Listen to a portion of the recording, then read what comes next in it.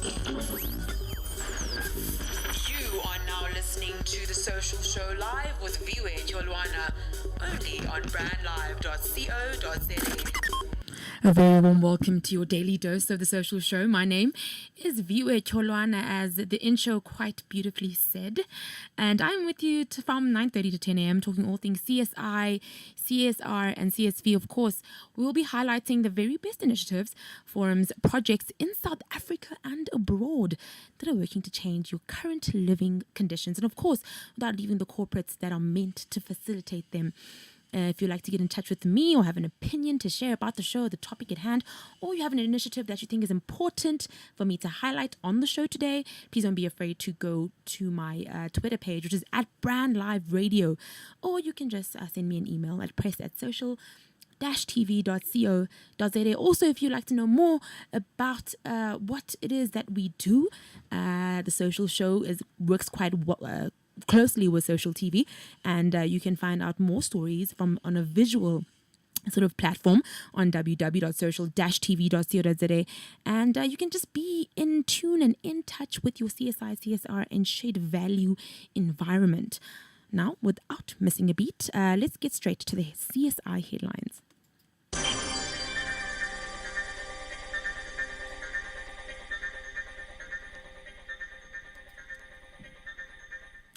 A new project funded by USAID is working with farmers from Palestine and Israel to improve farming techniques and oil production.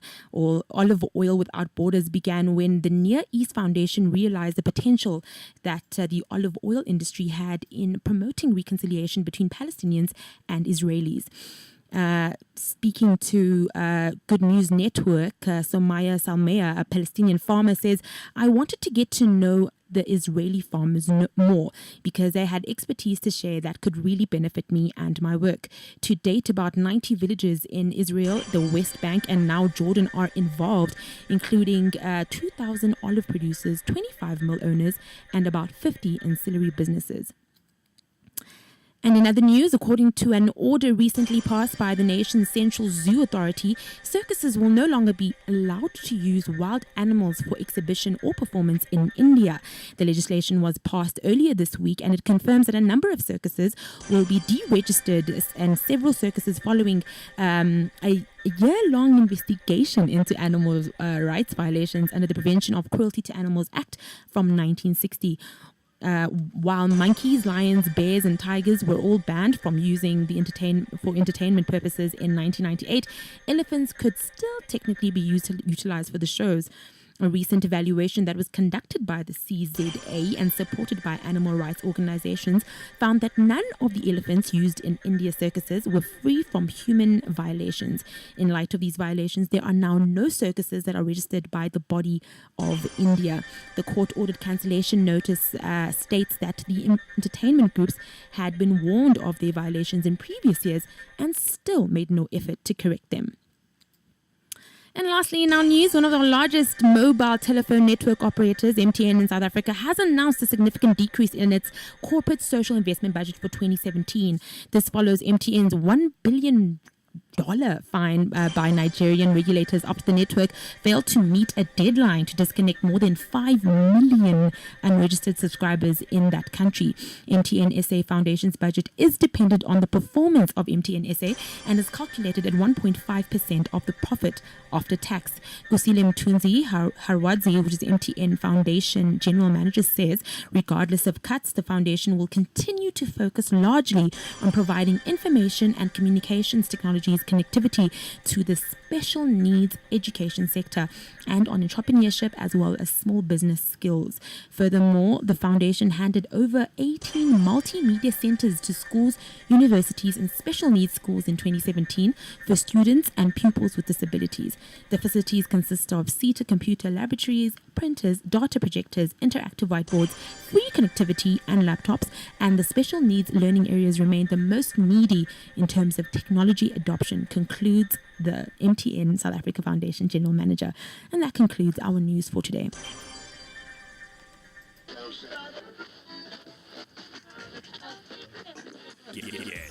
Yes, who got brands talking. Brandlive.co.za. You're listening to brandlive.co.za. an industry first in the world of internet radio. Not only are we an internet radio station, we are an internet radio platform for your brand. So why not expose your brand to potentially thousands of listeners and improve your customer relationships and brand equity with podcasts and live broadcasts? Be sure to check brandlive.co.za for more information. brandlive.co.za, harnessing the power of internet radio. Making a bold statement yet blending into the surrounding suburbs of Melville, 27 Boxes is a realization of edgy design and practical implementation. A radical departure from the shopping malls of our generation, yet not a return to the high streets of our youth. 27 Boxes showcases the best of a shopping centre set in a garden, surrounded by the bohemian suburb that is Melville. 27 Boxes, shop, play, eat. My name is Andrew Lowndes. I'm the UK and Ireland Sales Manager for Presslit Care. At Presslit Care, we're very passionate about providing access for people with physical disabilities. And we're very passionate about the Changing Places campaign that provide larger accessible toilet and changing facilities. It's fantastic when we can see the smile on the faces of users. That's our reward, is to see the satisfaction and the enjoyment that people have. We're back on the social show with myself, Iwe Cholan, and of course, we talk all things CSI, CSR, and as well as CSV. Now, inclusion of people with disabilities into everyday activities sort of involves practices and policies designed to identify and remove barriers such as physical communication, attitudinal communication, as well as things that just hamper individuals' ability to have full participation in the society in the same way people without disabilities do.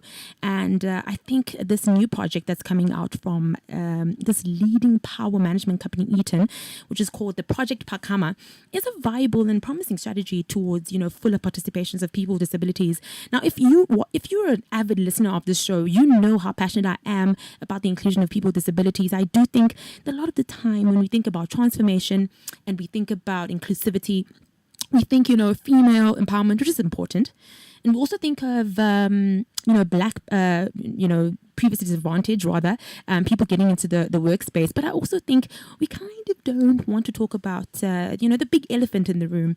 And that is those without, abilities, people with disabilities. And I've been struggling to get a really, streamlined answer from government officials when I go and interview them, or even people in private sector about what they're doing for people with disabilities and how are they actually trying to get them involved in society, in their workplace, and getting them to really feel like they're contributing to the well-being of the company, and also just changing stereotypes around the office, right? So leading power management company Eaton have announced their latest inclusion and diversity program, Project Phakama, in partnership with eDeaf South Africa, which I think is fantastic. The program officially launched on the 1st of September 2017 to coincide with South Africa's Deaf Awareness Month. Now, I love this because it's one of the ways in which you can see actively how the private sector is actually really trying to reach and get more, different voices, different abilities, different kinds of people to feel included, to feel valued, and to also just add morale into the company, and to also show that they are open-minded, and it's not an issue to have a physical disability. And today I'll be joined by the head of marketing for Africa at Eaton. Her name is Sumaya Abdul. She'll be calling in from I don't know where, but she'll be coming through in a few minutes. But tell us a little bit more what you think about this initiative. It's called Project Phakama. I know if you're in your office now, you can quickly just Google it, find out a little bit more. If you have any questions, you can tell me. I can just send it straight to Sumaya. If you have any queries, again, you can go to Brand Live Radio, and you can tweet us. You can let us know, and I'll definitely send the message through to Sumaya. And of course, if you have a project that does the same thing, that aims to include, that aims to be inclusive, that also aims to be empowering in any way, please don't be afraid to do so, and just send me an email, send me a shout out, send me something that can help you, do better in your business practices. So I'm just going to try and get Sumaya on the line. For now, we're just going to go to a short break, and then we'll be back straight after this. That quality education can help reduce poverty, foster economic prosperity, improve health and well-being. It can help a person to understand this world better or build a base for the future. It's clear, it's simple, education is important. However, today, there are places around the world where 14 students share just one book. Girls simply drop out because there are no toilets in schools. Today, 58 million children are denied the basic right to education. Those children did not even have a choice, but you do.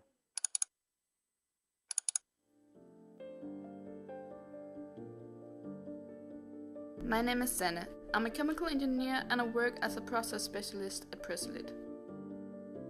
As a manufacturing company, we are very concerned with ensuring responsible consumption and production. Therefore, we continuously invest in new technology that reduces our environmental impact and increases the energy efficiency of our production.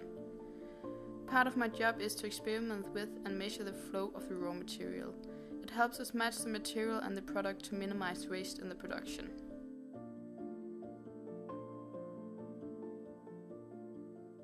Imagine that you have $1.25. In the United States, you can have 5 bags of deep cheese and a pretzel. In London, you can have an instant soup. In India, you can have 2 steamed rice cakes. In Ghana, you can have a small box of chicken and rice. While you're imagining the tasty smell of that chicken and rice, 1.3 billion people around the world only have $1.25 to survive per day. They don't have a choice, but you do.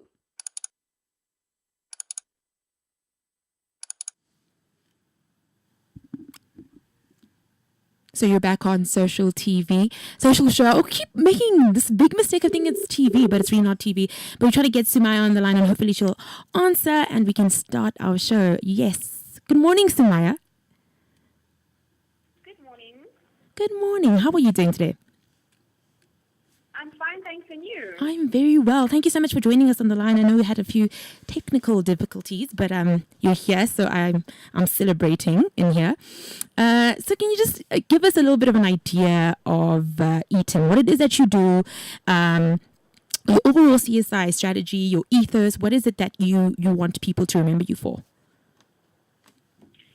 Sure, no problem. Thank you very much for having me, Viwe. The line does not sound very clear on my side, so I really hope that you can hear me clear on your end. We definitely Is can. it clear on your end? Yes, very clear. Oh, fantastic. So yes, thank you very much for having me. Eaton is actually a very proud triple BEE level 1 contributor, and we really aspire to be a model of inclusion and diversity in our industry. We believe this should really start with our communities we serve in, and Yes. this can be seen with projects that we have across various regions. These projects are actually nominated from our employees, by the way, and while the company offers funding to these various projects, we are absolutely proud to have our employees actively involved Yes. in volunteering time in these projects through these CSI strategies that we involve in at Eaton Africa. That's amazing. So the workforce has a something to say when it comes to your CSI strategy. Yes, they do. They do. We actually ask our employees for any projects that they Wow. believe in that we should be contributing. That's to. amazing. So That's lovely. And how did we, Project Phakama arise, and what was the sort of gap you noticed? That's a very good question, Viwe. And when we were identifying projects for Eaton to contribute to, our research found that roughly 2.9 million South Africans were living with disabilities. And only one of those individuals are employed, according to Statistics South Africa. Project Phakama came about as a way of Eaton to contribute to this community of people by providing young deaf people with an opportunity to acquire the necessary skills needed for employment and exposure to the working world. This project is the first of its kind in the power management industry, Yes. and we really hope that more players will come to really forward to really bridge the gap and give people with disabilities an opportunity. Definitely, and I think student level is the most critical level. Hopefully, it can go like lower and lower to the ECD phase. But what are the key constraints that you sort of find for students who have disabilities, particularly those who are deaf or hard of hearing? Yeah, sure. So, I really speak under correction, but I believe that one of the biggest constraints for people with hearing disabilities would be communication, and Yes. more specifically, the ability to communicate effectively with peers and colleagues. And this might feel like a huge barrier for these employees, especially because communication is crucial. But we really need to know, how do we help them solve these constraints? Yes, definitely. That's what it's about. How do we make them solve? So what is it that you have come up with? How does Project Pakama work? So Project Pakama is really empowering people to have the right skill sets to be able to work in an environment where they'll be able to interact with people that will be able to instill and empower them with the right skill sets in a working environment and give them the empowerment, Yes. instill hope in them. And also from an employer point of view, how do they equip their businesses Yes. with the right technology, the right building tools to be able to sensitize them to the right equipment to be able to really have disabled people in their environments. Completely agree. And what role do you think the public sector has to play to help uplift and support these projects? Because obviously, when you are sort of disabled, you go into a space with people who are able-bodied, and their perceptions also play a large part in your productivity, I guess. So, what do you think the public sector can do better to sort of help facilitate this project and make it work? Yeah, so I really believe government has a number of programs aimed at bridging the gap. However, if we all share the responsibility to close these barriers and increase the inclusion to the workforce for people with disabilities and drive the awareness of it, that really is the main thing, is making Agreed. sure that everyone is aware of including people with disability in the various programs. I love it because it sounds very holistic, and it sounds like in every single way you're trying to include them. What are any other sort of collaborations that are worth mentioning that have made the program what it is today? Yeah, so this was really a joint initiative between Eton and EDF. Yes. So following the successful completion of the program and the competency evaluation, when we select the qualifying students, we will take the internship program at Eton's head office in Wadeville, Johannesburg. So we really look forward to having the learners on board after Wow. the internship program. That is so lovely. Yeah. What is the most important takeaway that you've learned in the implementation of a program? Because again, like you said, it's the first time a power company has dipped into this space. What is the one thing that you think Eton as a corporation has taken away from it? I think personally for me, I will never forget seeing the picture of the learners who we sponsored and their smiles on their faces. The difference that we made in instilling hope and empowerment in these students, I think at Eton, we really aspire to make our communities stronger, and we want to be a model of and diversity. So we have no doubt that these students will be empowered to make a better South Africa. I love it. How can more students get involved? And can you tell us a little bit more about the skill set and the techniques that will be offered by the program when you tell us how they can get involved as well? Yeah, sure. So I think, they can definitely reach out to the website. It is the EDF website. The program will run for 12 months. The learners are trained by specialized teams of deaf facilitators using the South African Sign Language. Each course module is designed to equip learners with the fundamental computer skills used in business environments, that's including basic computer literacy, Yes. Microsoft Office packages. They'll also be taught how to use the internet, mathematics literacy. They will be working in part of teams, so really knowing how to work and integrate with others. And they will also learn essential business communication skills, which I think is very important. Very important, especially because we're going into the digital age. And lastly, do you think this is going to be a project that will go beyond, 2017? Are you seeing it annually? Are you going to change the disability maybe, depending on the years? What is it? What are your sort of goals going forward? Yeah, we believe this is to be an especially worthy initiative, and I think as a deaf or hard of hearing are often marginalized. Yes. We believe that we would be extending our sponsorship and involvement with EDF over the next year. So we are very, very proud of this initiative and believe that, and encourage others to obviously invest more in these type of initiatives. I love it. Thank you so much for joining us. Leading power management company Eaton have announced their latest inclusion and diversity program. And I was speaking to the head of marketing for Africa at Eaton, Sumaya Abdul. Thank you for being here. I know it's kind of cold. It's not nice to be, up talking, too much, but I really appreciate your time. Thank you very much for having me, Viewer. Thank you. Lovely interview. I'm very, very excited to see the sort of ripple effects that are going to come out of this amazing new program, Project Phakama, and I'm actually going to be keeping dibs on them, and I'm actually going to be looking online, calling, trying to find out with Sumaya what are they doing every single year if I can, just to see if it's really working, because you know what? A very important part of CSI and CSR is monitoring and evaluating and making sure that everybody is playing their part in the way that they have promised to. And this is an amazing, as I said, again, another good program, but we have to have more of these. We have to have more, it's crazy for me to hear that it's the first of any energy company to come up with a diversity program. And it's very important that we do make sure that we include, the disabled community in every single conversation that we have. And again, like Sumaya, so amazingly said, is they are helping them with communication, and that's what the world is about. It's about communication, and it's about making sure that everybody feels as though they are included. And that concludes our show for today. Thank you so much for listening. It's been amazing. We'll be back again, same time, same place, 9:30 to 10, only on The Social Show. Yes, it's Viewer Cholana signing out. Imagine that you have $1.25. In the United States, you can have 5 bags of deep cheese and a pretzel. In London, you can have an instant soup. In India, you can have 2 steamed rice cakes. In Ghana, you can have a small box of chicken and rice. While you're imagining the tasty smell of that chicken and rice, 1.3 billion people around the world only have $1.25 to survive per day. They don't have a choice, but you do.